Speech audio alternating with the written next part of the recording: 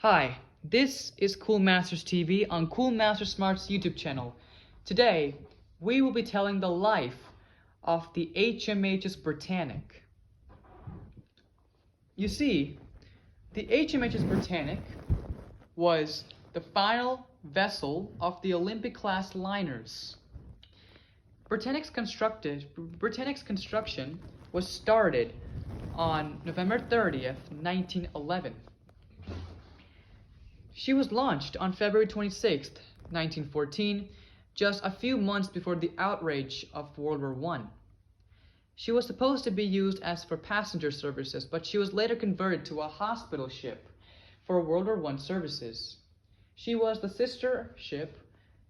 youngest sister ship of the RMS Olympic and the RMS Titanic. But she completed 5 voyages before she was lost on her 6th voyage on November 21st, 1916. Britannic was the largest of its time. She was the largest ship, even the largest ship than the Titanic and the Olympic. Just 3 times than the Titanic. She weighed around like 48,000 her gross tonnage is 48,000, and she is around like 884 feet in length. But on November 21st, 1916, during the outrage of World War I, she had a fatal sinking. On November 12th, 1916, Britannic was docked at Southampton, United Kingdom. She had 1,036 people on board while on her voyage to Lemnos, Greece. Among those 1,066 people, there were 15 or 16 Sea Scouts, along with their teacher, James Vickers. Britannic sank on November 21st, 1916. On November 21st, 1916, she unfortunately struck a mine under the command of Gustav Siev. Some people claim it was a torpedo. At 8:12 a.m., Britannic struck a naval mine. The captain at the time, Charles Bartlett, unfortunately didn't know what to do, but he had a plan. He told everyone, gave them a command out to prepare life vests and prepare lifeboats. As Britannic struck the mine, she listed heavily to starboard, making the evacuation on the port side harder, which means that when Britannic struck the mine, it caused a lot of damage, making water flowing so quickly into the compartments. Within this, 2 lifeboats on the port side were drawn into the propeller, smashing them and killing 30 people in total. While the third lifeboat, when the second lifeboat was sucked into the propeller, the port propeller, which rose out of the water, came to a halt, slowed down and came to a halt while the ship was sinking and moving at the same time.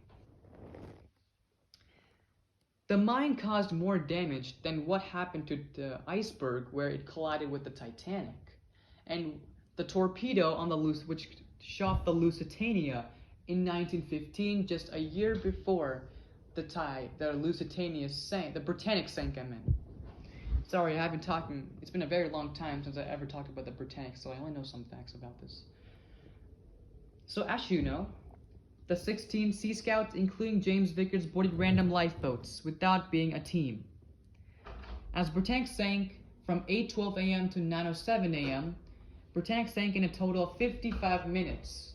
And the rescue ship, and there were only 38 lifeboats, and 2 of them were motorized lifeboats driven by crew members.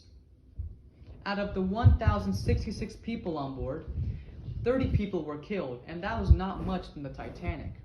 Compared to the Titanic, the Titanic sinking killed around like 1,500, while Britannic sinking killed around like 30 people.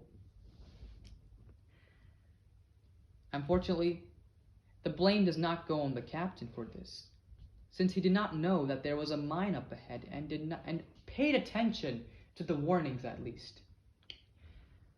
Britannic learned so many lessons from the Titanic, because Titanic did not carry that many lifeboats.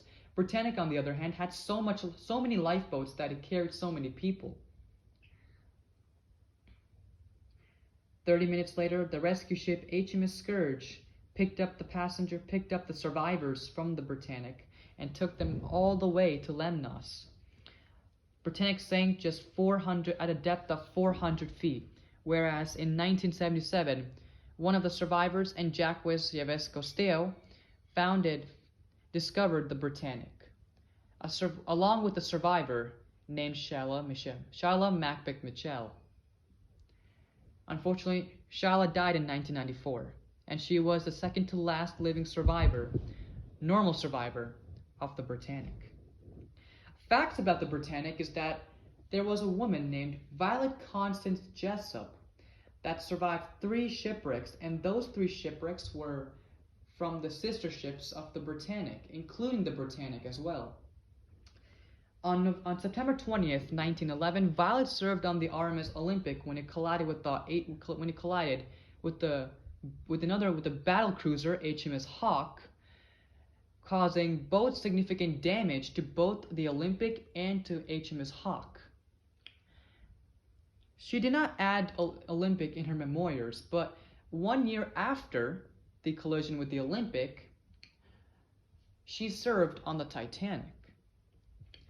When Titanic struck the iceberg at 11:40 p.m. on April 14th, 1912, Violet was handed over a baby named Asad Tanis. And while her mother, Tamina Tanis, who also survived, was united with her son aboard Carpathia, Violet was ordered to look out for a baby. As she was doing, she also helped some passengers onto the lifeboat. 4 years after, she was serving in World War I on board the hospital ship, like I said, Britannic. While she was on Britannic, she jumped overboard from the ship or the lifeboat and was drawn into the propeller. But she luckily survived and was rescued with a lot of bruises, but she also suffered a head fracture. As she did, she boarded a lifeboat. She was later rescued by the Scourge and taken back to Lemnos. As a matter of fact, another person named Archie Jewell, I think Archie or Archie Jewell, I'll call him Archie Jewell. Archie was actually on the Titanic when it sank, but on the Britannic, he survived. 1 year later, he was serving on the SS Donegal. That's when it struck a torpedo and sank, killing him. His body was never recovered at Donegal's wreck. Arthur John Priest survived 7 shipwrecks, including the Titanic and the Britannic, and the Donegal, which Archie passed away on. 3 members from the Titanic that survived the Titanic and was serving on the Britannic. Also, as you know, Violet Constance Jessup, the famous woman on the Britannic, passed away in May 1971 from a congestive heart failure. Later, in 1977, the Britannic wreck was found, just many years before the Titanic wreck was found, too. One of the last living normal survivor of the Britannic was George Perman, who was a Sea Scout / Boy Scout on board the Britannic. He survived, but he was almost drawn into the propeller. That's the end of the Britannic story. Thanks for watching.